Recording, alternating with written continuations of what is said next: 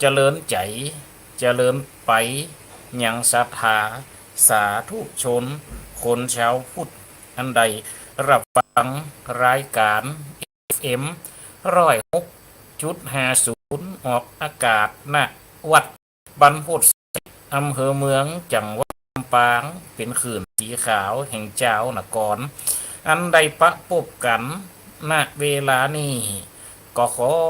ความสุขความเจริญจงมีแก่จิมเจ้าเก่าเงามุนละศรัทธาอันใดรับฟังรายการมากูคู่กูคนซึ่งในวันนี้อาตมาภาพก็ได้หาดสายอูจ๋าจากญาติโยมหันหนึ่งเปิ่นก็เลยได้ถามมาเกี่ยวกับกรรมอันใดพิษแผกเวกออกไปต่างๆนานาที่ได้กระทำมาอันนี้เป็นญาติโยมของเปิ่นเป็นคนนะครับฟังจากสำเนียงเปิ่นแล้วเป็นคนแถวๆตั้งเปิ่นบอกว่าเป็นอำเภอทุ่งเสลี่ยมนะเมืองสุโขทัยเขาฟังถึงปุ่นก็ฟังก็ได้อู้กันบ่ได้จบดีสักคำนะญาติโยมทั้งหลายเปิ่นก็ว่าเปิ่นอยู่ตั้งโรงเฮานี้มั่วนะครับไปอยู่ขุนคนตั้งปุ่นหรือว่ามาง่ายมาอยู่ตั้งโรงเฮานี้ก็ยังหูพอดีเปิ่นก็ได้โทรถามมาอันนี้เป็นเหตุการณ์ที่มันเกิดขึ้นนะญาติโยมทั้งหลายเปิดกับความจริงแต่ก่อนเก่าเดิมทีเปิดกับมีความเชื่อในเรื่องนี้เนาะเปิดอู้เขาฟังเพราะตั้งบ้านเปิ่นเมืองเปิ่นเนี่ยก็ยังมีครัวหมูนี่หนักอยู่แล้วเกี่ยวกับวัดเก่าวัดหางเมืองล่างเมืองเดิมที่เป็นผากดจดเจียกันหันมาจนถึงปัจจุบันเนี่ยพอดีแกก็ง่ายมาอยู่ตั้งโรงเขาขอเจริญพรคุณโยมแม่สมจิตอินทรวิจิตเนอเจริญพรนะตะกี้เพิ่นโทรมานะครับมีญาติโยมคนหนึ่งโทรมาเบิดสำเนียงเหมือนอูไทยแกมเมียงเนาะญาติโยมต่างๆเป็นอูไทยแกมเมียงก็ได้ถามเพิ่นว่าเพิ่นเป็นคนงั้นก็อูกันตะกี้เพราะว่ายังว่าเราฟ้องกับมาหานั่นฟ้องกับมาหานี่ได้อูกันบดีสักกำญาติโยมทั้งหลายเขากระติดวละกิจต่างๆนะเพิ่นก็โทรมากับได้ฟังกันบ่ได้นี่อูกันดีเนาะพ่องกับมาหานั่นพ่องกับมาหานี่เพิ่นเลยมาถามเขาเพิ่นหาฟังรายการเพิ่นว่าเพิ่นได้ย้ายมาอยู่ในเขตหนึ่งสมัยเมื่อเพิ่นเป็นหนุ่มบ่ละญาติโยมทั้งหลายเพิ่นมาเป็นเจ้าหน้าที่บางสิ่งบางอย่างเนี่ยเกี่ยวกับในเมืองลำปางเฮาเนี่ยนี่นะเพิ่นนะเพิ่นอู้เฮาฟังนะก็มีที่สถานที่ที่เพิ่นทำงานนะญาติโยมทั้งหลายมันติดกับวัดห่างวัดเก่าเนี่ยเพราะฉะนั้นวันนี้ที่เขาจะได้อู้กันนะคือเรื่องอย่างเอี้ยนะสถาบันดับผมไม่พี่น้อง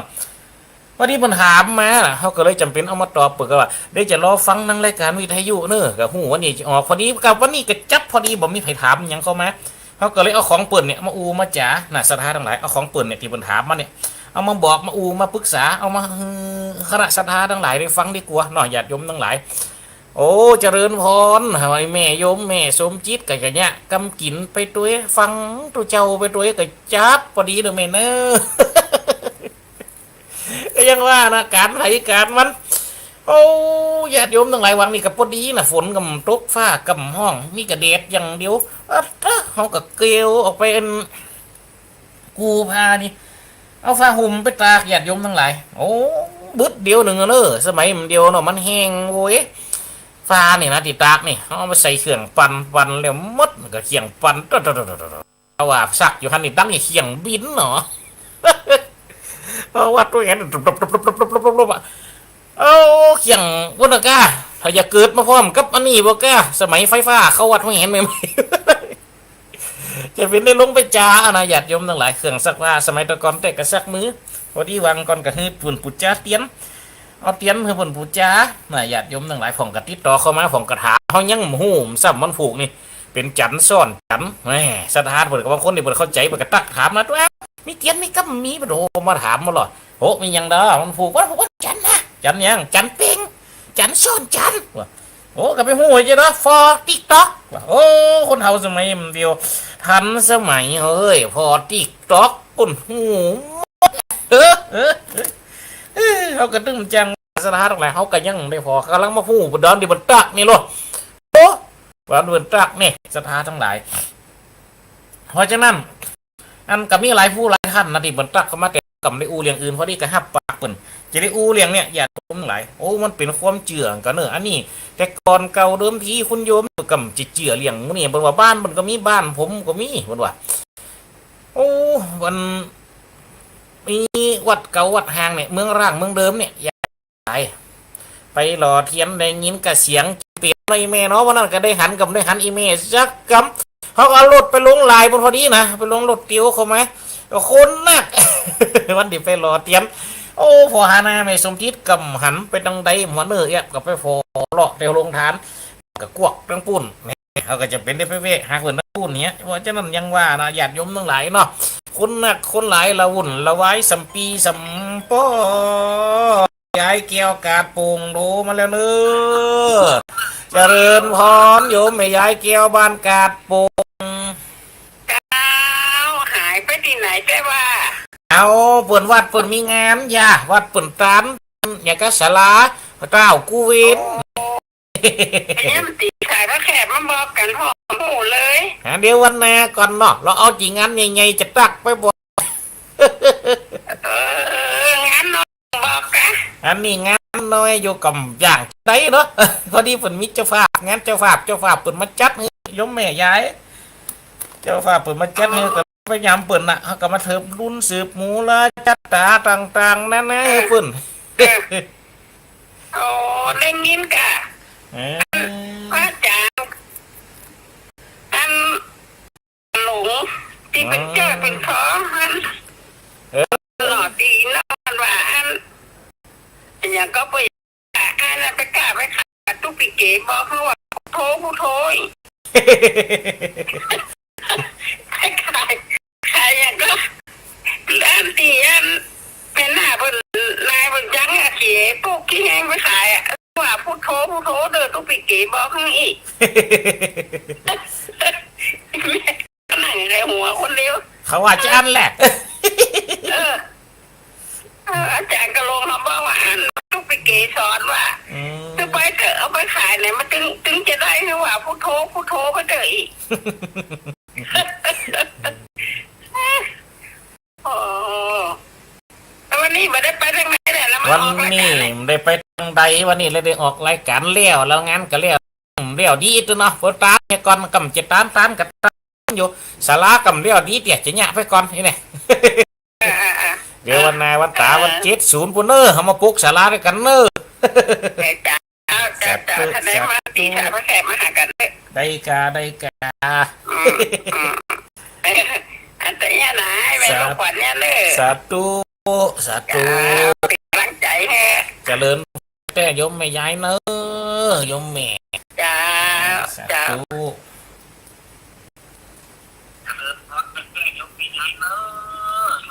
อันนี้ก็โยมแม่ยายเกี้ยวบ้านกาดโป่งโทเข้ามาเป็นสายแรกประเดิมแต่ก่อนเก่าตั้งเก้าเนี่ยมันได้เข้าเลือดเดี๋ยวโทรมาแล้วแม่ยายนี่โอ้ยแต่เด็กตักว่าก่อนเบิ่นนี่คนโยมสมจิตนะไปตักเขานั่นได้ยินกะเสียงฟอหาตัวกำหันเสียงกระดังมันออกไหมแหละอยู่ทางที่ประลำวิธีที่เพิ่นขายหูปเป็นเนอโยมแม่ว่านั่นนะที่เพิ่นเอาปุจจาเตียนเขาไปหลอมเอาเขาไปหลอนะเดือนนี้ก็เปลี่ยนเดือน10เลขหรอปีนี้เป็นเดือน10 2เตือโลกคนเมืองเขานะเพิ่นนึกว่าจะเนี่ยเราเดือน12เตือเดือน10นานี่บ่เนี่ยยังเตือศรัทธาบรรดาพ่อแม่พี่น้องมันตวนเตียวเดือนออกไปนะเฮาลองขึ้นพอเตอะศรัทธาหลายเดือนนี่จันจะเป็นจันเป็นเดือน10เลขนี่แล้วตวนไปนี่แหม1จันเป็ง2จันแหม2ศีลจันนี่แล้วปุ๊บจะออกไปแหมกำจะไปเป็นศีลแหม8ค่ำศีลแหม8ค่ำจากศีลแหม8ค่ำก็จะง่ายตวนเตียวจากคันไปแหมปุ๊บก็ไปแหมศีล1ศรัทธาทั้งหลายก็เป็นศีลดับนะ10ดับนะ10ก่อนดับ10ก่อนดับแล้วมัดนะจากนั้นก็จะเป็นศีลออก8ค่ำศีลออก8ค่ำแล้วไปแหมกำเนี่ยศรัทธาทั้งหลายคนที่มากำไปศีลอัน10เป็ง10อันที่หลังนี่เป็งเนี่ยจะเป็นวันพุธพอดีศรัทธาทั้งหลายโอ้ปีนี้ถึงวันดาวพฤหัสจะเคลื่อนค่ายง่ายออกไปจากตำแหน่งมหาอุดก็ตามศรัทธาทั้งหลายก็จะมีการเฮได้แก่เฮยังมีวันที่หลายอย่างเรานี่ซ่อนเข้ามานี่เขาเราเกิดวันผูกนี่ก็เป็นวันมหาเสน่ห์จันซ่อนจันเป็งนะแฮมซิปหนึ่งเนี่ย10นา10หลังเนี่ย10จะเข้าอาสาเนี่ยก็เป็นเป็งพูดแฮมกำโลพระมหาอุปคุตจะออกมาบินทบาทมาโปรดโลกาฮือศรัทธาปีนอกไปห่วมกันเพราะฉะนั้นวันนั้นเนอศีลวันเข้าอาสาแล้วนะคือมันใส่บาตรมันทำบุญอุดหนุนพระศาสนาตุเจ้าไปตุเจ้ามาแกย่อสาใส่เก่าย่อ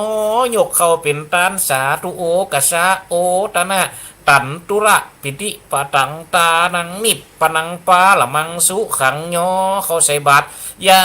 ติหน้าหมายตาฮือแกจิตตะวิญญาณบรรพบุรุษก็ได้ฮือแกเจ้ากะสัตว์น้อยสัตว์ใหญ่สัตว์ไก่เลียดินสัตว์ได้ที่จะกินหนัง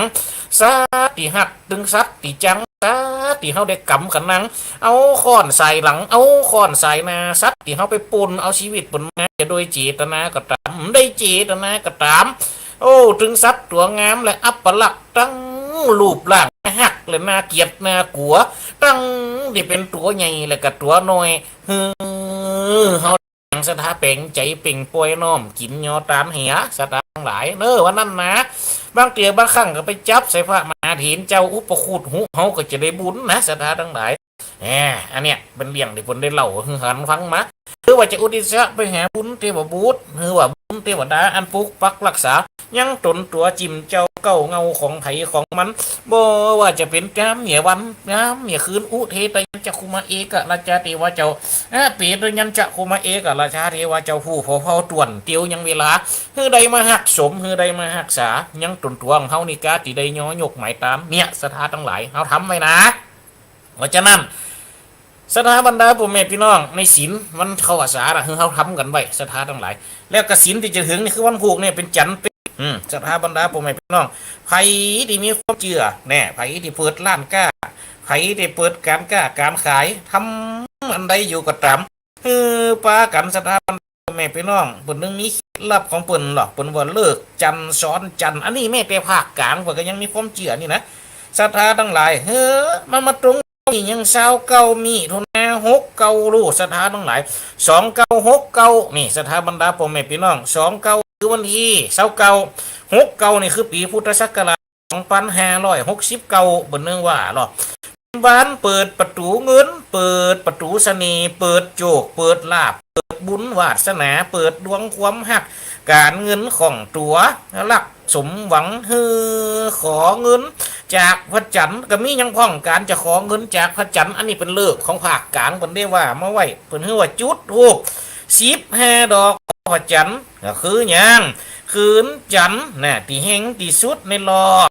ปีนี่สิ่งที่ต้องการสิ่งที่ต้องเตรียมไว้ก็มีหยังเปิดกับเงินทูป15 ดอกดอกบัวเนี่ยสถาบรรดาพ่อแม่พี่น้องหรือว่าดอกดาวเหลืองแห่ผมมีเห็นนะสถาบรรดาพ่อแม่พี่น้องแนมเป่าเฮเกียวนี่อันนี้เอาไว้อย่างสถาทั้งหลายเอาไว้จุดปูจาเอาไว้สักการะปูจาสวดขอคือหันหน้าไปทางทิศตะวันออกในบ้านได้นะแต่ส่วนนอกบ้านหันหน้ารับแสงจันทร์จะดีที่สุดถ้าเขาไปเนี่ยในบ้านคือเบนไปทางทิศตะวันออกคนว่าถ้าเนี่ยหอห่มเฮียนนะแต่ถ้าว่าเขาจะเนี่ยนอกบ้านคือหับแสงจันทร์คนว่าบนเขาหรอยังพอยังฟังสถาทั้งหลายกับตั้งนะโมสะนะโมตัสสะภะคะวะโตอะระหะสัมมาสัมพุทธัสสะคาถาขอดวงจันทร์มียังฟังคนว่าปุณณจันโทวิอานันเตวิสุทีสาวะโภวะอโรพุทโธโภวะโรพุทนาโทพุทธโรสัทธรรมรังสีมุนีโนมาฆ่ามันฆ่าเกสลมาฆ่าเกสงากังนี่ท่องไปเจเอียเอาไปดังที่คือ15 จบกันปาดคือตั้งใจว่านะสถาทั้งหลายหันนะไปดังที่ออกสวดในหอในเฮียนสวดในบ้านในจองสวดในห้องในหอหรือว่าคาถาเปิดดวงตากับมีน้ำมู3 จบเหมือนกันสถาบรรดาพ่อแม่พี่น้องอาลาโตสัมมาสัมพุทธัสสะว่า3 จบหรือว่าคาถาเปิดดวงตาพุทธังพระพุทธังอาราธนานังเนี่ยสถาบรรดาบุตรทั้งหลายพุทธเจ้าเปิดโลกพระธรรมังอาราธนานังพระธรรมเจ้าเปิดโลกสังฆังอาราธนานังพระสังฆเจ้าเปิดโลกเปิดบุญเปิดบุญโมเปิดมีพุทธะเปิดวาสนาท้าเปิดจิตยะเปิดธรรมเปิดโลกเปิดจิตครอบจักรวาลโดยนะโมพุทธ ทายะเนี่ยศรัทธาทั้งหลายกำมันจะเงาอยู่นะศรัทธาบรรดาพ่อแม่พี่น้องถ้าคนได้หูก็ไปไล่เชาะไล่ฟอศึกษาเอากันเนอะเดี๋ยวนี่มันได้เอาบางคนก็ถามเขามาศรัทธาทั้งหลายบางทีบางแห่งกับทุเจ้าก็ทำพิธีบูชาเตียนล่อโยสานิชิโนอาลาโพติโมเตมาลังสะเสนังมาหันติใจโยสัมโพธิมากันจริงว่านันตัญญโนโยโลกุตโมตังปนามามีพุทธังตังปนามามีธรรมังตังปนามามีสังฆังหมดนึงว่าฮัลโหลศรัทธาทั้งหลายเนี่ยตั้งเพฝนตกเฮ้ยโยมแม่ตั้งพูนตกตั้งเพแดดจ้าดีหอนี่สักเม็ดเนี่ยศรัทธาทั้งหลายตะกี้ทุกว่ายังว่ามันจะเสียงเลยนะถ้าคนได้ใครว่าใครหู้นี่ไปเปิดเอาในอินเทอร์เน็ตนะเปิดนึกสอนเอามาหมดศรัทธาทั้งหลายนะโมตัสสะภะคะวะโตอะระหะโตสัมมาสัมพุทธัสสะจันโทเทวานังปิยังมาสเนตามหามิงะมหานิยะอามังนี่ก็เป็นว่าเป็นกรรมของเปิ้นโดดศรัทธาทั้งหลายอันหมู่เนี่ยศรัทธาบรรดาพ่อแม่พี่น้องเป็นกรรมที่เขาจะช่วยสวดเปิ้นว่าสวดอ่อนวอนร้องขอเขาว่าใต้ตามหลักอันของศาสนาที่เขามาผสมผสานกันในบ้านเนี่ยมันก็ย่อมจะต้องมีเป็นธรรมดาโดยเฉพาะคนเมืองเขาเนี่ยส่วนมากโอ้กระสะเดาะเคาะก็จะยังตนปวดเป่าเอาสิ่งชั่วร้ายออกไปส่วนมากลงห้องก็จะใจเนี่ยความเมตตาขอความเมตตาจากเทวุฒิเทวดาจากสัตว์สิ่งสัตว์น้อยสัตว์ใหญ่ที่อยู่ในห่มโลกเดียวกันเนี่ยศรัทธาทั้งหลายขอคือจะสั่งศักดิ์สิทธิ์ปุโรเนี่ยศรัทธาทั้งหลายเมื่อใดวันเกิดเมื่อเอาเคาะเอาน้ำ15มันตกไปตามกาลเวลาแล้วหลังจากเคาะไปแล้วมัดคือจะมีการปัดเคาะก่อนจากนั้นจะมีการยังศรัทธาสืบหูราชตาคือตามันจะตาคงจะตาเตียงบอกเลยมันวิทย์เบียงยังใจต้องได้สักเตียคือมันคงเผื่อจะล้อหับอย่างศรัทธาล้อปืนเป็นกำลังหับโจกที่จะทลาถล่มถ้าผมเข้ามาเนี่ยศรัทธาทั้งหลายเปิดกระมิ่งก็โลกำดิบนผู้นี่ศรัทธาทั้งหลายเพราะฉะนั้นบรรดาเจ้าป่อในแม่เจ้าปีในน้องอันนี้มันเป็นความเจือที่จริงเนี่ยก็ได้ถ้าคนใดมีความเจือก็เนี่ยถ้าคนใดมีความเจือกับบ่เนี่ยก็ได้ศรัทธาทั้งหลายนะเอาความเจือในความศรัทธาในว่าเฮาที่มีเนี่ยว่าเนาะศรัทธาบรรดาพ่อแม่พี่น้องสำหรับอันดูความเจือหนึ่งความศรัทธาเนี่ยอันนี้ก็เป็นคันธะศรัทธาญาติโยมท่านหนึ่งที่เปิ้นได้ตักได้ถามเขามาเปิ้นก็บ่ได้เป็นคนเมือง100%เนาะแต่เพิ่นมาทำหน้าที่ปัจจุบันนี่เพิ่นจะอยู่ในหูเฮากับหูได้บรรโทเฮาบอกว่าเป็นคนหุ่งสะเหลี่ยมเนาะศรัทธาบรรดาพ่อแม่พี่น้องโอ้เพิ่นก็โทรเฮาเพิ่นว่าเคยมาอยู่ภาคเหนือเนี่ยเพิ่นก็ผู้จ๋าว่าเจริญพรทำกับเข้าไปก็เขาไปวัดแหละโยมแม่แล้วมันผูกนี่นั่นน่ะจะได้บุญนะแม่นะโอ้ทุเจ้าก็ได้ศรัทธาทั้งหลายศรัทธาก็ได้หันอานิสงส์แห่งการทำนะโอ้แกงแค่จิ้นหมูใส่บาตรนั่นมันผูกวันศีลนะทั้งหลายวันศีลเดือนจันทร์เป็งซ้ำเนาะนะอันนี้ก็เป็นความเชื่อศรัทธาทั้งหลายอันนี้ที่ญาติโยมที่เพิ่นได้ตักถามเขามาเพิ่นว่าวัดดีลงส่วนที่เพิ่นไปอยู่มันเป็นวัดแห่งแปลว่าเพิ่นเอาพี่น้องเขาไปอยู่บางบ้านเปิ้นบ้านเปิ้นนี่ก็เป็นตีดีมีความหันในสิ่งนี้นักอยู่แล้วเปิ้นก็ว่ามันก็เคยมีอย่างที่จะเกิดขึ้นอันนี้เปิ้นก็มาอยู่ปรากฏว่าหลังจากที่เพิ่นไปวัดน่ะศรัทธาทั้งหลายมันอยู่ไกลที่ทำงานเปิ้นจนมีอยู่เดือนนึงเปิ้นก็เอาคนในที่ทำงานเปิ้นไปห่วมกันแล้วก็คนมาห่วมกันยังว่าเนาะไปกับมีไปการไปทำงานก็ย่อมจะต้องมีกินเลี้ยงมีสังสรรค์มีการสวนเสฮะกันเป็นธรรมดาในคณะที่กำลังสวนเสฮะอยู่นั่นเปิ้นว่าจู่ๆเนี่ยเพื่อนที่ห่วมกันเนี่ยเพื่อนร่วมงานเนี่ยเจอเป็นรุ่นสมัยตะก่อนเบียร์เลี้ยงคนละ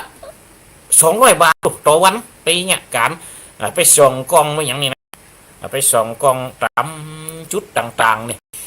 เป็นกองเป็นหินเหรอญาติโยมทั้งหลายก็ไปส่องตามจุดต่างๆกับไม่เห็นกับนี่หลังจากปิกลูกคันมากะมารวมกันก่อนจะปิกบ้านปิกจ้องกับคนเมืองเนาะอยู่ด้วยกันก็กินกันก็ยังว่านะบ่ได้หู้บ่ได้หันยังซักอย่างคณะที่ขอสุหมอกขอสุมาขออภัยเนอะศรัทธาทั้งหลายไปทำธุระส่วนตัวเนาะปวดใจเนี่ยมันใหญ่มันหล่นเข้าห้องน้ำตลอดเวลาอย่างอันนี้เปื่อนที่เป็นร่วมงานด้วยกันเนี่ยก็เป็นปวดใจก็โลนไปในจุดเนี่ยญาติโยมทั้งหลายไปกระทำกรรมอันดีมดักอันดีมงามเอาไว้ฟ้ากุศศรัทธาทั้งหลายคณะที่ปีกออกมาน่ะตั้งให้อูด้วยกันสักบึ้ดเนี่ยจู่ๆก็ยืนขึ้นเหมือนว่ามันอยู่ก็ยืนกำลังเอาล่ะ ตกโตเสร็จตั้งละตกโตเสร็จตั้งแล้วฝ่าสูมาพมาดสูมาดูแขนสูมาลุบหลูดูมินกูอย่างยังจะเนี่ยยังพร้อมก้อยแหบข้องตีนี่มันจะตีคนที่มันเนี่ยยังอีไอ้โลกเอาแต่ยังดอกไปกับหูตัวเก่าไปยังอีกระตัดสินใจเอาอย่างสถานอะไรเอาปืนเอาปืนหวานเอาปืนคูก็ได้กระตึงออกสมกิริยาทางก้าวร้าวเรียกเก่าจะตกมาเสมมือแห้งกว่าสถานทั้งหลายปรากฏว่าคนที่โดนเขาน่ะเป็นบ่เจียวเป็นการผีเข้าไอ้เนาะกำลังจะตกมาปรากฏว่ามือเสมเว้ยกว่าเขาก็เนาะสามารถงัดเอาเขาตกลงในบนว่าเนี่ยนี่อย่างยะนี่บนว่าโอ้บนว่าสามารถซับปืนเขาตกลงไปตั้งคางใดเขาลองเกิดพัดเตอตกลงไปนอนดินเลยแบบโอ้ฟังนะคนเป็น3-4เมกแป้สุดท้ายเนี่ยจะได้กลับไปหาอันปออาจารย์ในหมู่บ้านฮะเป็นว่าเป็นหมอเป็นว่าหมอมาคนหนึ่งกับหมอนำมาขู่ปรากฏว่าเซมคือหมอคืนน้ำตีหมอแฮมคนที่มาเนี่ยทำไม่ดีเราเซมกลัวแฮมสุดท้ายก็ยังได้กับไปเอาในชำนาญการเดี๋ยวในหมู่บ้านเขามาปุ่นกระถามแบบไปเนี่ยยังไปกระทำอย่างได้ก็เลยบอกเขาเปิดไว้อย่างอันตัดตีหันโอ้ปรากฏว่าเปิดก็เลยเป่งขันนี่ญาติโยมทั้งหลายเป่งขันเขาไปหาไปขันเขาไปหาคนที่โดนเขานะกำลังอยากเป่งขันเขาไปหาปุ๊บกระเจกำอูจะเดี้ยเปิดว่าแกก็ไปอุดลุงไอ้เบิดกัดถูกกับพ่อเฒ่าพ่อแก่ไม่เนี่ยยังอีปรากฏว่าคนที่โดนผีเข้าน่ะอ่อนลงสักบึกก็เลยออกนี่ฟังนะว่าโอ้ผีพระนี่มีแต่เปิดว่าผีพระนี่ก็ยังมีแต่มีฤทธิ์ด้วยเปิดฟังหรอแล้วมีแฮมเตือหนึ่งเบิดก็ได้ไปปะปบเปิดขึ้นมาตั้งสายลำปางไปละเป็นลำปางสายเหนือนี่เปิดฟังนะญาติโยมทั้งหลายไปตำบลหนึ่งอยู่ในเขาฟังว่าเป็นอำเภอใกล้ๆกับอำเภอที่อาตมาภาพเนี่ยใกล้ๆกับตำบลด้วยกันเนี่ยแต่นี่อยู่ในแพร่นี่เปิดกับมัดกับเจ้าหน้าที่นะปรากฏว่าไปกำตีผสมควันไปแสดงเปล่งวาจาที่ผสมควันแสดงคณะที่กับออกมาได้เกิดการหลงสถาบรรดาผมไม่พี่น้องได้เกิดการหลงโอ้มสามารถจะออกป่าในวนไปเวียนมากะหลงปฏิปาติเก่าน่ะสถาเป็นหลงปฏิปาตรงเดิมอ่ะมันได้กะหลงมาตั้งแต่คนเป็น10เดินตีนกันอันนี้นะเปิดฟังเลยนะคนเป็น10เดินตีนกันก็จะได้กระปิกมาติเก่าเนี่ยกำนี่กำจางได้คนในพื้นที่กันไปตัวตั้งขันขอสุหมอกขอสุมาคณะที่ตั้งขันขอสุหมอกขอสุมานั่นเป็นว่าดิจูๆก็ได้ยินเสียงเหมือนพระภาคเหนือเทศเป็นว่าได้ยินเสียงเหมือนพระภาคเหนือเทศลอยมาตามลมกันเหมือนฟังโลกได้ยินเสียงกับตุเจ้าเขาเตะทำเนี่ยเป็นสำเนียงเหนือเขาเนี่ยสำเนียงภาคเหนือเนี่ยลอยมาลมเป็นสำเนียงที่วิงวอนเหมือนว่าเป็นสำเนียงที่วิงวอนเป็นสำเนียงที่ฟังแล้วเกิดความเยือกเย็นเกิดความขนลุกเหมือนว่ายินจะเยือกขนลุกผมขนลุกเกือบทุกเส้นนะผมผมฟังด้วยเจริญพรจากคุณโยมเป็นการไม่ได้เข้าพระจากคนเข้าเจ้าหน้าที่จากคุณโยมเจ้าหน้าที่ที่ทำที่มาทำหน้าที่แถวในเขตตัวเมืองจังหวัดลำปางนี่เลยจากคุณโยมจะเป็นที่ตรงไหนพอดีท่านเขาโทรมาแชร์ความรู้นะคุณโยมจะมาแชร์เรื่องราวให้ฟังนะให้พระเอาออกมาพูดในรายการในคุณโยมจ้ะขอไว้สาท่านเจ้านะขอไว้สานะครับเนื่องทุกปีข้าพระครูนะครับมันนี่กับตักท้ายเข้ามาทางรายการ Facebook ไลฟ์นะครับปรากฏว่าขอเราต่อนะครับปรากฏว่าจู่ๆได้เสียงเหมือนกับเจ้าเตะทับน่ะลอยมาตามลมเหมือนว่าเสียงนั้นลอยมาตามลมผมก็ฟังคนก็ติดตามกันคนติดตามถึงน้องเป็นตึงมูเป็นลูกแฮบตอนนั้นนี่ลูกแฮบที่แฮบกล้องแฮบที่ไปส่องนะที่ไปส่องกล้องจับพื้นที่ตีดินต่างๆนั้นนะก็ดีใจกันนะปรากฏว่าสักบึ้ดหนึ่งมีเสียงแม่คณะนั่นก็มีเสียงแม่พร้อมกับเสียงตุเจ้าน่ะเตะน่ะเดินเข้ามาปรากฏว่าเป็นตุเจ้าตัวหนึ่งเพียหันอยู่ไกลๆเป็นป่าหน้าแรงเป็นป่าขนาดเป็นป่าหน้าแรงยังหลงใดบนว่าเป็นป่าหน้าแรงที่ไฟไหม้เลยมดส่วนมากป่าภาคเหนือป่าโลงบ้านอาตมาภาพที่ไฟไหม้กุบปีญาติโยมทั้งหลายไฟไหม้เลยมดเขาก็พอปิงลึ่งอะโลเป็นนายโลสถานทั้งหลายปรากฏว่าหันตุเจ้าขี่มาทั้งคืนนะบ่ได้มีไฟฉายมีเสียงอ่ะเพิ่นว่าตาแค่มาตุเจ้านะ ตามเขมันละกตีคำนะปรากฏว่าคนที่ไปเป็นเป็นคนเมืองอย่างกันเลยถามตุลุงไปไหนจู่ๆเสียงก็ตอบมาปออย่างกันนี่ก็เลยตอบไปหลงออกไปตัวตุลุงมาเนอนี่ปรากฏว่าขณะที่ยังจักกลับไว้น่ะก็มีตุเจ้าตัวน่ะขี่มาแล้วก็ได้ยินเสียงเตะทำล่ะเข้ามาจากนั้นคนที่เป็นคณะที่ติดตามตัวไพ่พร้อมกับตัวเปิ่นก็เลยเดินออกมาญาติโยมทั้งหลายเดินตามตัวตุเจ้านะมาเพียมาถึงอยู่หนทางไกลๆถึงหนทางที่เขาจะจำได้ปรากฏว่าแม่เสียงตุเจ้าน่ะหายไปพร้อมกันหายไปถึงมาหายไปถึงเจ้าด้วยได้อำลาได้ไปขอบคุณอย่างสักอย่างเปิ่นว่ามู่ว่าหายไหนทั้งที่เปิ่นก็นำมาแต่แสงไฟกับตกวาบอยากแสงไฟที่เปิ่นกำมาน่ะตกวาบก็ว่าทั้งมาทั้งตัวเจ้าก็หายไปในหมู่เนี้ยเหลือกับไฟปรว่ายังหันไฟอยู่นะไฟติดไม้ดินขนาดยังหันอยู่นี่ญาติโยมทั้งหลายนะแต่แค่ฮักแกอูฟังนะแกหูฟังแกว่าถือคบเพลิงมาเลยว่าเขามีแข่บนห้องนะครับเนี่ยญาติโยมทั้งหลายว่าเป็นเหตุการณ์ที่คนอูฟังบนแชร์เขาฟังนะมันเป็นความเจือญาติโยมทั้งหลายที่เขาเจือก็ได้สำหรับคนที่เจือปรากฏสำหรับคนที่เจือก็ได้แต่เขาได้จะไปลบลูเจียก็จะไปลบลูมาอยู่จะไปทำร้ายเปิ่นขายก็จะไปลู่ชื่อเปิ่นก็จะไปลู่เอา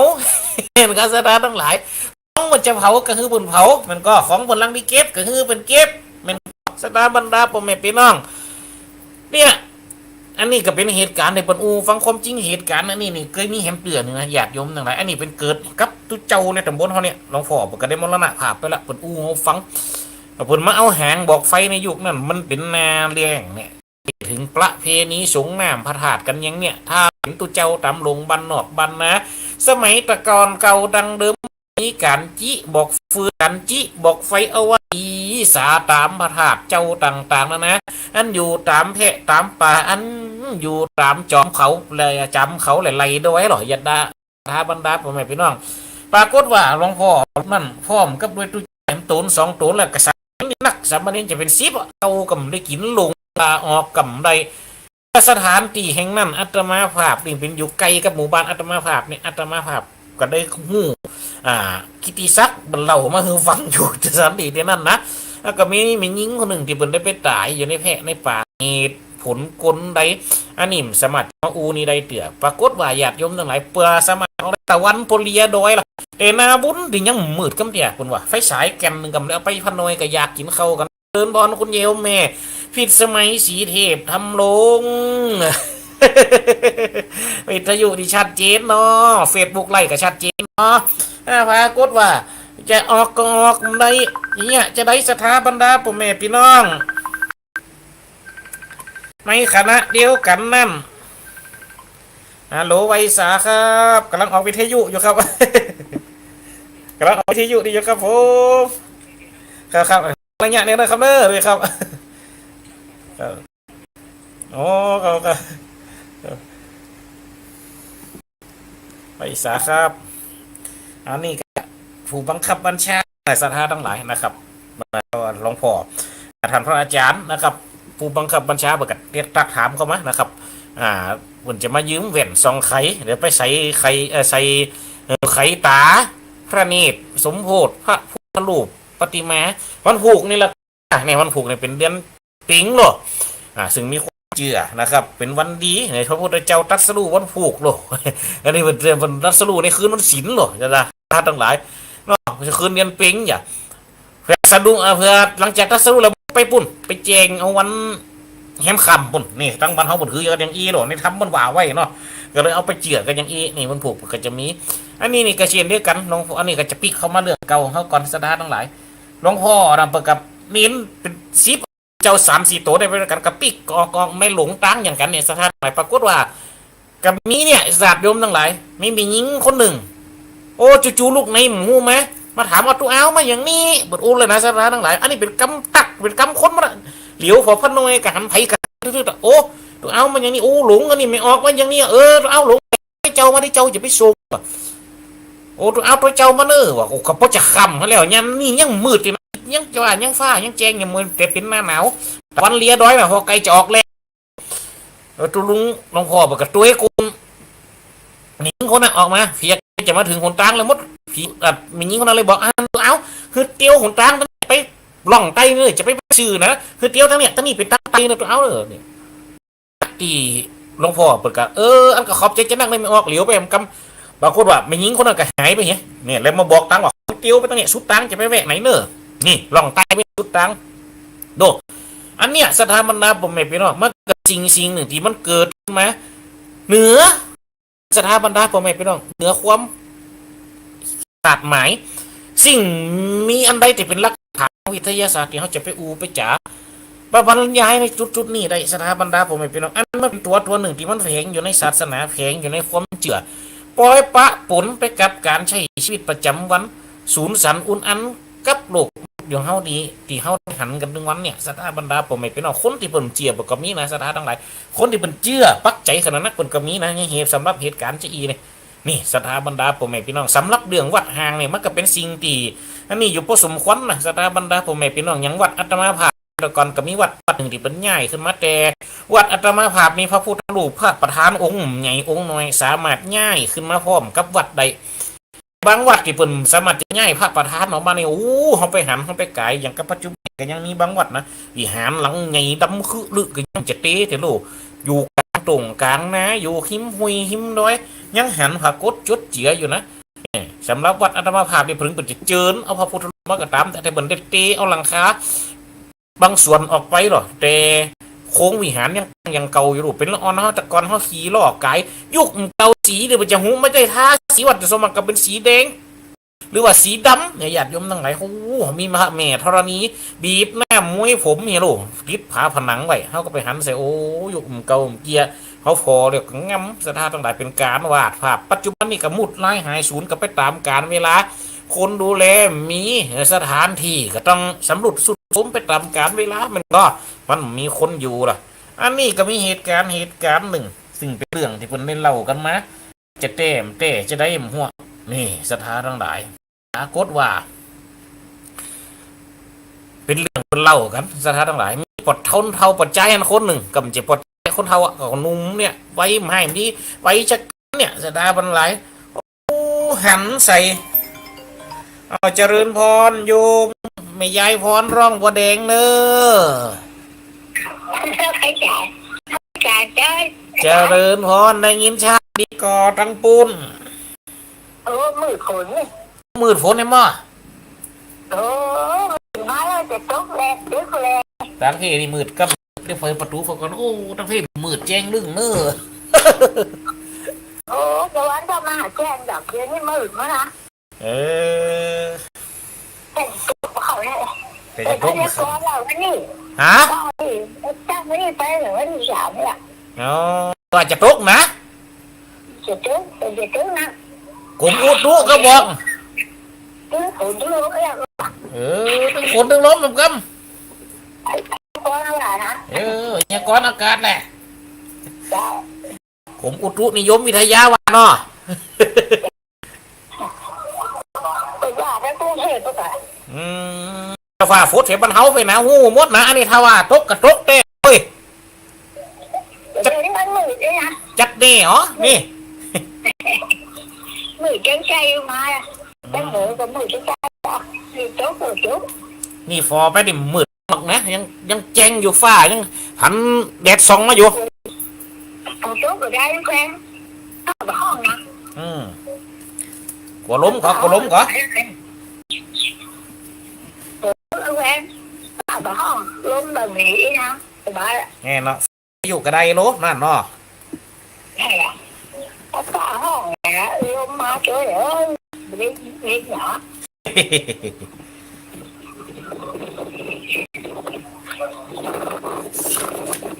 ลมเฉยอันนี้ลมฟัดลมกับลมน้องลมนะแต่แค่ถ้าลมนะลมเต้เนี่ยกะลมแก่เลยนะโอ้ลมเต้เดี๋ยวซ้ำลูกไม่ย้ายฟ้อนมันไม่ย้ายฟ้อนลมเนอญาติโยมทั้งหลายเขาฟังเถอะอันนี้โทรมาจากเมืองเชียงใหม่วะนะนี่นะไม่ไหวยังบ้านร่องหัวแดงนี่เขาไปตั้งวันนั้นตุได้ไปตั้งบ้านอ้อนหลวงเหมือนกับจังหวัดอ้อนหลวงนะถูกก็ บ้านบ้านเราไม่รวยเลยว่ะไปตั้งบ้านหลุยแหละบ้านจริงเนี่ยบ้านนั้นจริงเนี่ยอ้อนเลยว่ะอ๋อไปต้องกินไม่อ้อนไม่ละเพราะว่านั่นตุเดินทางจากสเก็ตแล้วมาถึงตัดตีซีแยกตั้งยกระดับเชียงใหม่ต้องไปสุดตั้งนะอันนี้มาดังถ้าไปเดินสุดเจ็ดมาโลกเขาเดินไปเดินสุดเจ็ดก็ใกล้ไกลเหรอจ้าวันนั้นตุเดินทางไปตั้งนั่นอ่ะไปตั้งคือตั้งที่จะไปตั้งวัดอ้อนหลวงอีกอะฮะไปตะไกตั้งน่ะเนาะไปปลูกน้ำห้อนเลยว่ะโอ้ได้หันปลูกน้ำห้อนสักคำอ่ะสอกลำพูนเนี่ยก่อนวะนะนี่มาจังนี่แหละตั้งมันหลวยเนาะทำไม่อยู่กับโคตรไม่เกี่ยวอ่ะมาทางช้าทางเที่ยวอะไรก็ได้แล้วมาเสือสัตว์ตู้สัตว์เจอทางเที่ยวเนี่ยเดี๋ยวว่าลุงเด่นอ่ะถ้าว่าเขาล่องไปตั้งนั้นสุดตั้งนี่มันจะไปพดที่ไหนถ้าเขาเดินตั้งล่องไปตั้ง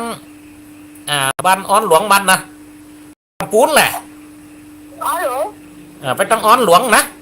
วัดหลวงเมียงอ้อนเห็นไปแค่เส้นนึงแหละแหละมาทำเที่ยวอ่ะสัตตุเจริญพรนายมแมนเนออยู่ดีมีชุกอายุมันยืนยาวเจ้าขบเข้าวัชากูคู่กูคนเนอ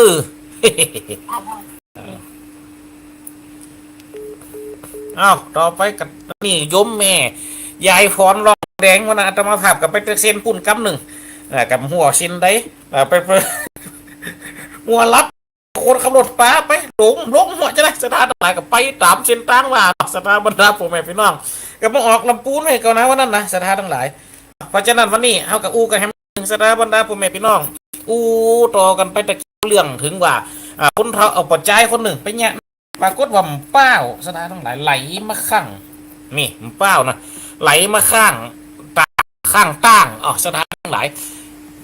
สิ่งที่บนเป็นเกิดเนี่ยให้นะปัดตั้งเนี่ยมันจะมีอยู่2อย่างนะสไตล์ที่ใหญ่ๆห้องฝายเนาะพวกเราแกเขาใจกันดิน้อยลงไหมน้อยห้องตั้งนี่ตั้งนี่จะน้อยแหมน้อยตึ๊ดขังเหมืองน้อยคึดทางน้ำเหมืองคือเข้าไปยังน้อยนี่สถานทั้งหลายฝายนี่ตึ๊ดหน้าเนี่ยคือเข้ายังน้ำเหมืองตั้งนี่ตึ๊ดหน้าเหมืองคือเข้าเหมียงน้อยมันกำหนึ่งนี่ญาติโยมทั้งหลายปรากฏว่าคนเฮาเปิดใจน่ะก็ไปใจตั้งเนาะไปตั้งจะไปไขปากตั้งคือน้ำมันไหลลังทางไปตัวแม่ไปตัวน้ำเหมียงอย่างดีปรากฏว่าไปเจอสิ่งอย่างเสียไปเจอเสียมเป้าแกนโอ้สวยเขาก็เป็นเป้าก็เลยเก็บเอาหนักมาไว้บ้านมาโจงไว้ปืนเฮียนเนี่ยสถานทั้งหลายปรากฏว่าเมียคืนลูกดูว่าเป็นตู้เจ้าหรออยู่ได้กับหันป่อเขาวัดมาได้กับหันป่อคนเท่าปัจจัยนี่เขาวัดมาอย่างใดนี่มาวัดติ๊กก็เลยล้อมถอมไปฟอพร้อมไปฟอพวกกระหายไปเงี้ยตัวไอ้โกนไปฟอกระหายไปเงี้ยคนเท่าใดเขาลองไปฟอพอล้อว่าก็เลยไปถามพร้อมได้กระหายเงี้ยไปปรึกษาตัวเจ้าเท่าก็เลยถามป่อผมลังยังมากับยังไปกับออกว่าลองไปถามเหมือนฟอล้อนี่สถานทั้งหลายตัวเจ้าไม่ก็ถามป่อตัวเก่าป่อได้อย่างของวัดมาไว้บ้านไว้จ้องกับป่อแกว่าเอาหน่ะตุกกึดได้กระตามสถานหลายก็ออกว่าเอาอย่างของวัดมาไว้บ้านเอาอย่างมาไว้นี่ของกระตึงมีสถานทั้งหลายของก็เอาลูกวัดมากำเดียของเกิดมาเดียกึดไปกึดมาได้หลายวันสถานหลายก็ไปหันเซมเป้าดีมาได้ลูกดีงั้นได้ลูกจักไปใจตั้งนะสถานทั้งหลายกับได้ไปหันใส่ฮะสถานบรรดาพ่อแม่พี่น้องก็เลยจังหวัดมลังเป้าแกนี่ก้าว่าที่ได้ไปเอามาปรากฏว่าเป้านะเป็นเป้าที่ต้นไม้ที่อยู่เป็นเก้าเป้าที่อยู่วัดเป้านั้นหล่นลงไปในน้ำเหมียงไหลไปข้างตั้งดูสถานทั้งหลายจำเป็นก็เลยโยกเป้านะมาตานเนี่ยแล้วก็สมทบตานแหมมือปอกขึ้นแหมคือเป็นได้ซิบแก่นเนี่ยสถานบรรดาพ่อแม่พี่น้องเอามาตานขึ้นจะหายนี่อันนี้ก็เป็นเหตุการณ์หนึ่งที่เพิ่นได้เล่าสืบทอดกันมาเป็นเรื่องเก่าเรื่องแก่ของโบราณมา เนี่ยสถานทั้งหลายอันนี้ก็เป็นเหตุการณ์หนึ่งที่มันเกิดแต่ความเจือและเล่าสืบทอดสืบกันมาต่างนานาก็มีอยู่หลายอย่างต่างนานาก็มีอยู่หลายอันต่างใจต่างจิตหลากหลายความคิดล้วนนานาจิตต่างนะฉะนั้นสถาบรรดาผมไม่เป็นหมูนี่ที่เกิดขึ้นนี่ที่ดูเจ้าเอามาแชร์มาปั่นนี่ก็มีถึงที่เป็นเล่าในสถานต่างๆเพราะฉะนั้นถ้าคนได้ใครเล่าใครปั่นใครแชร์ความหมู่กับกับปั่นกับมาฟังเนอะเอาฮือมาเล่ากันเนี่ยบรรดาพ่อแม่พี่น้องถ้าเจ้าฟังดูเจ้ากับเล่าต่ออย่างสถานทั้งหลายคนเฮามันได้ฟังคนเฮามันได้งูมันจะแต่เขาก็เล่าไปหันให้ก่อนสถานบรรดาพ่อแม่พี่น้องก็เหมือนกับอาจารย์ยอดลกสถานมันจะตายต้องจะได้รับมันได้ฟังอาจารย์ยอดตึงนั้นรับในตึงวันนี้นะแม่ฟังอาจารย์ยอดฟังธรรมะเป็นมวลนี่นะบางคนก็ฟังตัวเจ้าตัวเจ้าตัวนั้นเป็นมวลแล้วเสียงมันดีเป็นเล่าข้าวเป็นจ้อยออกชื่อโทรศัพท์นะเนี่ยสถานทั้งหลายมันก็ชอบไปชอบมัน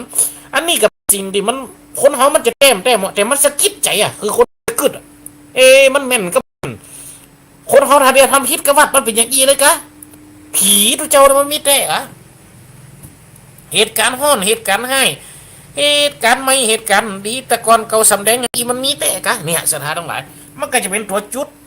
ดหนึ่งที่คือคนเขาได้ชุกคิดก่อนที่จะทำสิ่งอย่างที่มันดีสิ่งอย่างที่มันชั่วร้ายสิ่งอย่างที่มันห้อนสิ่งอย่างที่มันให้จิตใจมันคอยชุกคิดคอยไม่การกระตุกมามันโลดเล่นไปในสิ้นแห่งความดีแห่งความอัปลักษณ์ก่อนจะทำสิ่งอย่างไปกระตามคือคนเขาได้มีจิตใจคือได้เกิดให้ก่อนเนี่ยสถานทั้งหลายมันก็เป็นตัวหนึ่งที่เปิดห้องว่าเป็นตัวกระตุกจิตตุกใจคือมันมีความเจ๋งกลัวยังสิ่งที่จะทำคือมันแบ่งจังใจให้ก่อนว่ามันทำไปแล้วมันจะเกิดผลดีทำไปแล้วมันจะเกิดผลให้ทำไปแล้วมันจะไม่ทำไปแล้วมันจะห้อนมันจะสะท้อนจิตใจไผหลายต่อหลายคนมันจะแง่คือตัวเก่าเขาเสียมันจะแง่ของคนอื่นเสียเนี่ยมันจะได้มีความกึดในจุดนี้ก่อนสถาบันดาพ่อแม่พี่น้องเพราะฉะนั้นกุศโลบายทั้งหลายเหล่านี้คนเก่าบ่ถึงได้มีนี่ทานที่เป็นเล่ากันมาไงสถาทั้งหลายอย่างกับวัดบางวัดอย่างกับอาตมาภาพไปหันมานีปนเป๋งหนักกระตันเนี่ยสถาทั้งหลายโอ้สมัยตะกอนนี่กะกระตันเป็นหอละแมนกะนี่เป็นยักษ์ปากสั่งหลังคิ้วขาวตัวปากเด้งคิ้วขาวสั่งหลังท่านี่นะตีบางแห่งไปกระถือนะสถานทั้งหลายบางวัดปุ่นเนี่ยเขาไปพอเถอะบางวัดกับแปลงเป็นหนักเป็นยังไปเนี้ยถ้าจะแปลงเป็นหอละแมนแปลงเป็นยังก็นี่เป็นวัดถ้าทุเจ้าวัดใดที่ถือกาทองกาถาเวลาก่อนจะป่วยมวยใครย้อมคันเมื่อย้อมขันคูย้อมอย่างอันปล่อยเนี่ยจะเนี่ยคือเป็นผีกูมาเผาอยู่ฮันนี่พระคนบาดเฉพาะนาหัวปนนะอันนี้ก็เป็นตัวแฮมยังหนึ่งดิทุกคิดคือคนเขาได้ปุ๋งทุกเพศคือคนเขาได้ปุ๋งทุกไว้ว่าจะเป็นอยู่ในตู้เจ้าสะมันสาลูปก็ตามคือได้มีปุ๋งให้ก่อนสถานทั้งหลายคือคนคือมีใจขยาดเก่งกลัวยังชั่วต่างๆนะโดยเฉพาะคนเขาก็เช่นเดียวกันสถานทั้งหลายอย่างกับที่เจ้าได้ฟังไปนะโอ้ได้กับปีกมาเวลาถ้าตะวันมืดสมัยกับมาถึงปุ๊บก็ไม่เต้ามาอิงฮะคนเฮาเป็นห่วงตันเต้าก็ไปถามเมียเป็นไต่หีหยังคนเฮานี่มากับไปถามเมียจะได้กำหูผลมีอยู่วันหนึ่งมาเข้าฝันว่าอีละชลีซ้อนมีฮันเอ็นหนึ่งป่อแล้วสตังก็นำไว้ฮันแล้วยิบไว้มึงไปเต้วันลูกหลานกับไปเต้ฝากูว่ามีตังฮันแต่นี่ไอ้สาวตึงนั่นมีตังอยู่ฮัน2,000ป่ายนี่สถานทั้งหลายเขาก็มาเกิดพอเตอะในสิ่งเหล่านี้ว่าไปเข้ากำฝันมันยังมามีแต่ลูกหลานไปเปิดพอกำมีแต่ทั้งที่กำหัวมีตังอยู่ฮันเนี่ยสถานทั้งหลายถ้าสิ่งเหล่านี้มันมีถ้าสิ่งเหล่านี้มันเกิดคนเขาจะชุกคิดคนเขาจะระลึกถึงก็ว่าสิ่งเหล่านี้ที่มันมีอยู่ในโลกมนุษย์เนี่ยมันคอยอยู่มันคอยห่วมแบกเลี้ยงเข็มมันต่างโลกต่างมิติกับคนเขาต่างนี่ทั้งหลายเอาลองคิดก่อนนะโอ้บางคนก็มันบอกว่าตัวมันจะมีแต่ก็มีเขาตึงบ่าว่าโตอย่างก็เขาไปถามมาโอ้ไปตามมันเข้าให้เนอะเขาก็ได้กินเขาไปเดียดเนาะก็ได้กินกับมันโลเนี่ยอย่าทั้งหลายสิ่งเหล่านี้นะถึงจะเป็นสิ่งที่คนหอมหันเลยมันมีในใจโลกจะได้ทั้งหลายมันมีในใจครับมันตึงขาลอยขัดด้วยใจถ้าขอคนเขาเนี่ยดีคนเขาได้เนี่ยรักคนเขาไผ่หมู่เพื่อว่าสิ่งที่จะรับรู้ไม่ใช่ด้วยกัน1ตัวเขาหู2เทวบุตรเทวดาหู3 อริยะฮู้แสดงว่าโลกมนุษย์นี่ก็ต้องมีพระอริยะเช่นเดียวกันนะเขามาเกิดพอตัวก็ยังกับอันต่างประเทศสมัยตะก่อนหมอดูอีทีประเทศพม่ารสถานหลายโอ้เฮเลขสตังในกระเป๋าเขานี่เขามาเกิดพอตัวดูเจ้าบางตัวโอ้กิ่งเล่มยังก่อนตักทายอันไหนก็ถูกตักทายอันไหนก็แม่นบอกอันนั้นแกหันบอกอันนั้นแกนี้ถึงจะดีขึ้นมาก็ได้แม่นยังกับที่เปิ้นว่าแต่สถานทั้งหลายนี่แหมอันหนึ่งก็คือเทวุฒิเทวดาหูเทวุฒิเทวดาเอามาสอกับนี่นะสถาบรรดาเปิดไม่พี่น้องคนได้ที่ทำคุณงามความดีนั่นนี่เทวุฒิเทวดาบอกเทวุฒิเทวดากล่าวเทวดาบอกกล่าวกับผีโลสถานทั้งหลายมาจุ่ยโพดเจผายนี่คนที่ผีโพดใดเทวดาโพดใดมันก็มีอยู่นะสถาบรรดาเปิดไม่พี่น้องเรื่องนี้มันเป็นเรื่องนิทานนี่เป็นเล่ากันมาเพราะฉะนั้นเหนือสิ่งอื่นใดไตฟื้นที่พบบนโลกโลกาเงานี่นะมันมีสิ่งแห่งหลายสิ่งมันก็ยังมีแห่งหลายอย่างที่เขายังเห็นหูดูถึงสถาบรรดาผมไม่พี่น้องยังห่างไปจากสิ่งเหล่านี้แห่งนักอยู่ก็มีเพราะฉะนั้นสถาทั้งหลายพระพุทธเจ้าจึงบอกไว้ให้ศาสนาพุทธนี่เป็นศาสนาแห่งการศึกษานะผู้ใดเห็นธรรมผู้นั้นเห็นเราเนี่ยสถาทั้งหลายศึกษาให้ก่อนเขาถึงจะหันทำเพราะฉะนั้นตอนนี้เขาหันทำเขาอาจจะคิดว่าพระพุทธเจ้ามีเต้กะว่าพระพุทธเจ้าบุงยังไม่แทนเปิ่นหลังจากเปิ่นปรินิพพานไปแล้วเปิ่นก็บอกก็วินัยเราเป็นตัวแทนเปิ่นเนี่ยเมียคนเขานี่ยันหูถึงจุดนั้นแล้วมดเขาถึงจะหูนะว่าหลักธรรมมันมีแต่อัตมาภาพนี่ก็มาบอกมากล่าวนี่เพียงแต่บอกแต่กล่าวเขาก็ยังหูถึงขั้นถึงเป็นอริยะเตี่ยเพราะฉะนั้นเนี่ยสาย การเรียนเพียจะหู้การในการศึกษาเขาก็ยังสามารถจะปักจิตปักใจได้ให้ครบถ้วนทั่วเถื่อเพราะฉะนั้นถือว่าเอามาปั่นกันแค่เพียงเศษเสี้ยวน้อยนิดความหู้ที่มันอยู่ในศาสนาพุทธของเขาเนี่ยศรัทธาบรรดาพ่อแม่พี่น้องเพราะฉะนั้นศรัทธาทั้งหลายไผใครหู้เรื่องหยังไผใครถามเรื่องหยังใครให้ตัวเจ้าเรื่องหยังก็ตักถามโทรเข้ามาหากันได้เนอะศรัทธาบรรดาพ่อแม่พี่น้องก็เหมือนคุณโยมนั่นเนี่ยเพิ่นได้อยู่ทุกกลางจังหวัดหรือว่าอยู่จังหวัดเขาเนี่ยนะยังเข้ากำหู้แต่ผมได้มาเนี่ยเหตุการณ์ของเปิ่นย่ำหนุ่มเป็นความเจือที่ครั้งจริงทั้งที่เปิ่นเคยจีบก่อนปรากฏว่าเปิ่นกระเจียดปัจจุบันนี้เปิ่นก็เกษียณละนะเปิ่นฟังว่าเกษียณได้มา3 ปีละอายุได้63ละเปิ่นก็ฟังนะเนี่ยญาติโยมทั้งหลายมีเศษส่วนหนึ่งที่เปิ่นว่าคนเขามีความเจือเนี่ยคนเขามีความระลึกคิดถึงเป็นการกระตุกใจเนี่ยได้เกิดสิ่งความคิดที่มันห่างเหินจากจิตใจคนเขาไปเหมือนเถื่องเหินใจคนเขาไปนั้นและจิตใจจัวส่วนเนี่ยปิกขึ้นมาได้เกิดทั้งที่เป็นการที่ว่าเป็นว่าทั้งที่สมัยก่อนเปิดขึ้นว่ามันเป็นความจุความเป็นกุศโลบายที่คนใหญ่ใจกับละอ่อนคือคนละอ่อนกิ้งในสิ่งเจตทำความชั่วได้แต่ปัจจุบันเผื่อมันเผชิญกับตัวไปหนึ่งจะหู้เป็นว่าเผื่อมันเผชิญกับคนเขาหนึ่งจะหู้ในจุดแล้วศาสนาพุทธนี่แสดงว่าศาสนาพุทธพูดไปเนี่ยพูดจริงๆท่านพูดถึงเรื่องจริงนี่หรอเนาะก็เนี่ยญาติโยมทั้งหลายเพราะฉะนั้นสิ่งเป็นสิ่งที่เขาศึกษาและในความศึกษาถ้าว่าเขามาปะมาปุบกับตัวบุญกระเมียนกับอย่างสถาเส้นถ้ามันตรงกันนะสถาทั้งหลายก็เหมือนกับวิทยุเนี่ยก็บางเครื่องก็ได้เสียคืนนี่ชัดบางเครื่องก็คืนนี่ดังสดๆชัดๆยังกำหูทีวีเก่าๆรุ่นบางรุ่นเขาไปเปิดพอเตอร์สถาไหลบางเตี่ยแฮมข้างบางเตี่ยสดมาเป็นวิทยุให้ก็มีมันเคยมีสถาบรรดาพ่อแม่พี่น้องการจูนการยังหาเนี่ยสติคนเฮาก็เช่นเดียวกันดวงคนเฮาก็เช่นเดียวกันชะตาคนเฮาก็เช่นเดียวกันเกิดมาต่างจุดเกิดมาต่างที่เกิดมาในแต่ละที่แต่ละแห่งกำที่เหมือนกันเพราะฉะนั้นเนี่ยสถานทั้งหลายเฮาต้องพยายามศึกษาโลกนี่มีการโดยการศึกษานะสถานทั้งหลายอายุจะนักปันได้กระทำศึกษาเอาไว้สถาบรรดาพ่อแม่พี่น้องศึกษาอย่างศึกษาธรรมะนี่ของพระพุทธเจ้าเขานี่เปิ้นเปรียบเทียบเอาไว้ลูกสถาทั้งหลายต้องได้ไปศึกษาที่อื่นต้องศึกษาที่ไหนต้องมีการเทิมอย่างที่ไกลแล้วก็แปลงสถาทั้งหลายพี่นี่พิจารณาติดตัวเก่าหันกำหนดลมหายใจเข้าหันสถาบรรดาพ่อแม่พี่น้องมีพุทโธเป็นหนึ่งในลมหายใจนะเพิ่นกำหนดไว้ลูกคือห้องหูตัวอยู่ตลอดเวลาจะเนี่ยจะย่างจะเดินจะเตี้ยวจะนอนจะนั่งจะหกจะยังได้ก็ตามเอาหูอยู่ในตัวเขาตลอดเวลาเอาเป็นปัจจุบันคือไว้เป็นหมอกสถาบรรดาพ่อแม่พี่น้องอันเนี้ยที่พระเจ้าได้ได้บอกได้กล่าวได้เล่าให้ฟังนี่นะสถาทั้งหลายติดหน้านี่คนได้ใครหูเรื่องยังกันต่อเข้ามาเนอะสถาบรรดาพ่อแม่พี่น้องฉันก็นั่นสถาทั้งหลาย แต่ละผู้แต่ละท่านก็มีความทุกข์ของความสุขของเสด็จกระโทเขามาหาก็ยังมีโยมแม่ท่านหนึ่งโอ้กระโทเขามาโอ้ยลูกหลานตันเต้าก็ไปอยู่ที่อื่นที่ไกลเฮมดเลยเฮมปอคนโยมบางท่านก็อยู่ในตำบลก็ปรากฏว่าลูกหลานเอาไปไว้กรุงเทพไปปีกมาเสียงปีกับได้ปีกเหมือนว่านะสถานต้องหลายใครกันใครอยู่วัดใครอยู่ว่าใครมาฟังน้ำใครมาฟังธรรมเนี่ยสถานทั้งหลายกำสมัติจะมาฟังน้ำฟังธรรมใดแกกะหันเฮาไล่สดแกกะโทมาทางเฟซบุ๊กลูกหลานเปิดมือฟังเฮาเอาอย่างเกี่ยวกับเหตุการณ์ไปเปิ่นกันได้หันเปิดกันได้ชื่นอกชื่นใจสถาบรรดาพ่อแม่พี่น้องอันนี้ก็เป็นส่วนหนึ่งสถานทั้งหลายนอกที่มันคอยติดการใช้ชีวิตประจำวันของเขานี้มันก็มีถึงอยู่ช่อง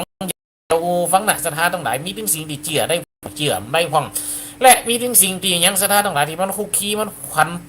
มันคุกคีมันพัวพันมันฝังแน่นอยู่ในจิตใจเนี่ยสถานทั้งหลายมันคอยจะทวงถามเขาอยู่ตลอดเวลานะไหวเวลาน่ะจะไปเหมือนมาจะไป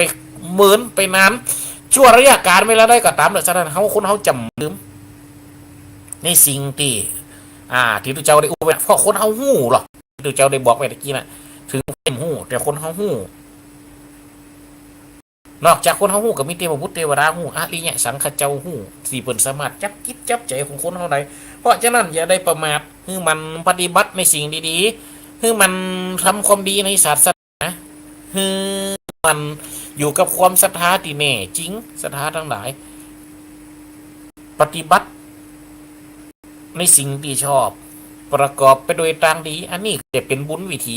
คือสืบต่อไปเพราะฉะนั้นเนอะศรัทธาบรรดาพี่น้องในท้ายที่สุดที่ตุเจ้าได้ได้จ๋าได้นะมาในวันนี้